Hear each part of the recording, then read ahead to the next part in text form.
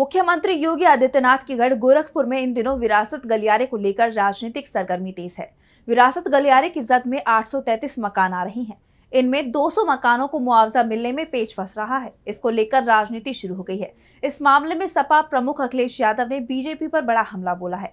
उन्होंने बीजेपी पर उत्तर प्रदेश को खोखला करने का आरोप लगाया।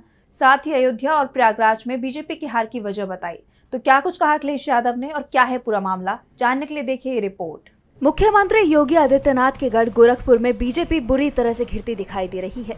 पांड्या से धर्मशाला ओवरब्रिज तक सड़क चौड़ीकरण की जद में 833 मकान आ रहे हैं, जिसमें से 200 मकान ऐसे हैं जो जमींदारों की जमीन पर बने हैं। ऐसे में मुआवजे को लेकर राजनीति शुरू हो गई है। इसी कड़ी में सपा प्रमुख अखिलेश यादव ने बीजेपी को आड़े हाथों लिया है। अखिलेश ने बीजेपी पर निशाना साधते हुए एक्स पर पोस्ट किया। गोरखपुर में विरासत गलियारे में जमीन मकान का मुआवजा सहमति से नहीं बल्कि बाजार की कीमत के हिसाब से देना चाहिए।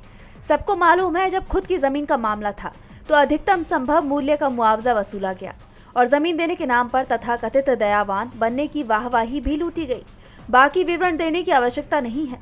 हर गोरखपुर वासी समझ रहा है कि बात कहाँ की और किसकी जमीन की हो रही है।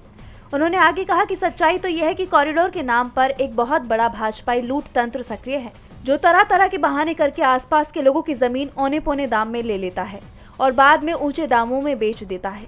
इस खेल में कुछ गिने चुने भाजपाई मलाई काट लेते हैं, लेकिन स्थानीय जनता के हाथ खाली रह जाते हैं और वो अपने को ठगा महसूस करती है।